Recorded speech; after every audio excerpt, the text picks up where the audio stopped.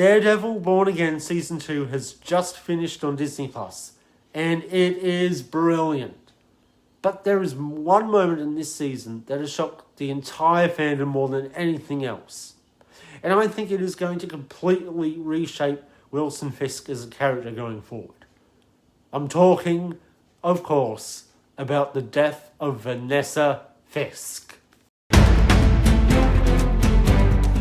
Now, Season 2 picks up with Matt Murdock continuing his war on crime as Daredevil, while Wilson Fisk, now Mayor of New York, is tightening his grip on the city. But this season goes much further than that. New characters enter the mix, old faces return, and the show takes some genuinely bold creative risks that I don't think anyone saw coming. I'm going to walk you through the key moments of each episode, give you my verdict on the season as a whole, and then look ahead at what it all sets up going forward. Now, before we start, I will be going into spoilers here. So if you haven't already, please watch the full season before watching this video. With all that being said, we have a lot to discuss, so let's get straight into it. The season opens with an immediate statement of intent. The standout moment is Daredevil's attack on Red Hook, a sequence that makes clear straight away that this is a darker and more intense season than what came before. However, it was Heather who really caught my attention in this episode. She's clearly dealing with severe PTSD following her encounter with Muse in Season 1, and I think her storyline is going to be one of the most compelling threads of the whole season. We also got a surprise appearance from Jack Quincy, the swordsman, who we last saw in Hawkeye, which was a fun and unexpected connection to the wider MCU. Episode 2 ramps things up considerably. The standout moment is the arrest of Soledad, which felt like a genuine gut punch. Now, the moment I found most interesting on a lore level was Angela retrieving her Uncle Ayala's amulet of power from Kirsten's office. If you know your Marvel comics, you'll know exactly where this is heading for Angela's character. Meanwhile, Matt and Karen are hiding out at Josie's bar, a brilliant callback for anyone who watched the Netflix series. And of course, Josie's bar carries a very dark weight in this show. It is also the place where Dex killed Foggy in the Season 1 premiere, and I think the show is well aware of that when it brings these characters back there. Episode 3 delivers one of the most purely action-packed sequences of the entire season. Daredevil and Angela work together to save everyone from Fisk's prison, and it is absolutely thrilling to watch. We also see Angela putting on her uncle's amulet for the first time, which I believe is a pivotal moment in her arc.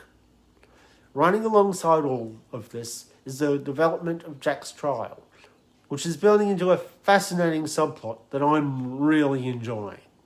Now, episode 4 is where things get very serious very quickly. The standout moment, and the one that clearly generated the biggest reaction online, is Vanessa being struck by a shard of glass at a boxing match. It was shocking, sudden, and brilliantly executed. Angela is once again wearing her uncle's amulet in this episode, and the show is clearly, deliberately teasing her journey towards being the new White Tiger. We also get flashbacks to the Netflix series here, which officially confirm that continuity as MCU canon.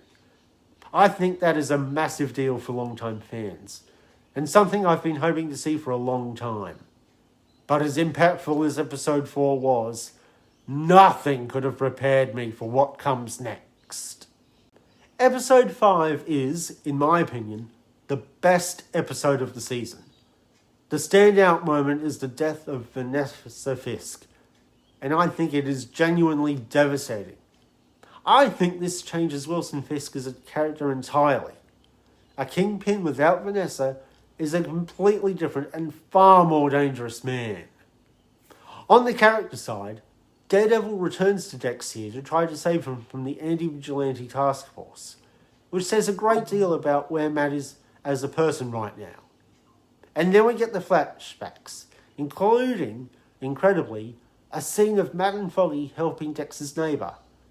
Seeing Foggy again, even in flashback, was, for me, the biggest lore moment of the entire season. I genuinely think it is going to mean a huge amount to longtime fans of this character. Episode 6 shifts focus to the political side of the story, and it does so brilliantly. The standout moment is the anti-Fisk protest outside City Hall, during which Karen gets arrested.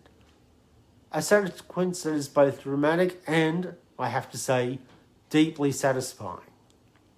Heather also has a remarkable character beat in this episode, showing Kashmir exactly how Muse strangled her.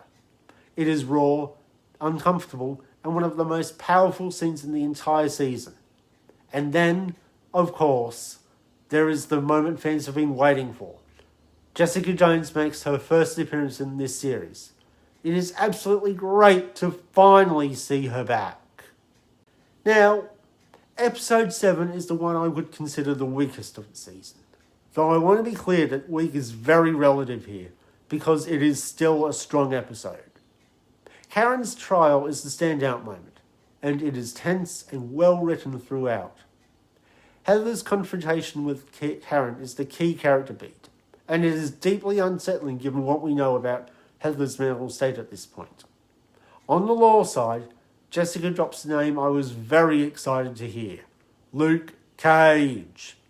And it immediately had me wondering whether we are building toward something much bigger in Season 3. And then we have the finale, the Southern Cross. The standout moment is Matt revealing himself publicly as Daredevil in order to expose Fisk's crimes, leading directly to his own arrest. It was bold, dramatic, and I genuinely think it is one of the most important moments in the entire Daredevil story. The character beat, however, belongs to Heather, who, in a moment that sent chills down my spine, puts on Muse's mask. That is the best character moment of the entire season, and it sets up something truly terrifying going forward. And as for the lore moment, Luke Cage turning up at Jessica's apartment, I really do think a Defenders reunion in Season 3 is now a very real possibility. If you're enjoying this breakdown, make sure you subscribe so you don't miss my coverage of what comes next. I'll be covering Season 3 and everything that Sheila's role in Spider-Man Brand New Day sets up. So, what is my overall verdict on Daredevil Born Again Season 2? It is a brilliant season. The show has taken enormous creative risks, killing Vanessa, pushing Matt to publicly reveal his identity, and setting up multiple new characters across the board. And every single one of those risks pays off. The best episode is The Southern Cross, which delivers one of the most emotionally powerful finales I have seen in any Marvel series. The weakest episode is Shoot the Man. But as I said, that is still a very good piece of television. The best character moment of the season is, without question, Heather putting on Muse's mask in the finale. I think this character is going to have enormous ramifications going into Season 3. And the biggest lore moment, for me personally, is seeing Foggy again in those Episode 5 flashbacks. I think it will mean a great deal to anyone who has followed this story from the Netflix days. Looking ahead, there is a great deal to be excited about. Season 3 is on the horizon, and I genuinely believe we are heading for a Defenders reunion, with Jessica Jones and Luke Cage both firmly back in the picture. And beyond Daredevil, we know that Sheila is going to become Mayor in Spider-Man Brand New Day, which is going to be absolutely fascinating to watch unfold. If you want to know more about what Sheila's role in Spider-Man Brand New Day means for the MCU, I've got a full trailer breakdown on the channel. I'll link to it in the end screen. I'll be covering both these in detail when the time comes, so make sure you don't miss those videos. Anyway guys, thanks for watching, and I will see you in the next video. Bye for now!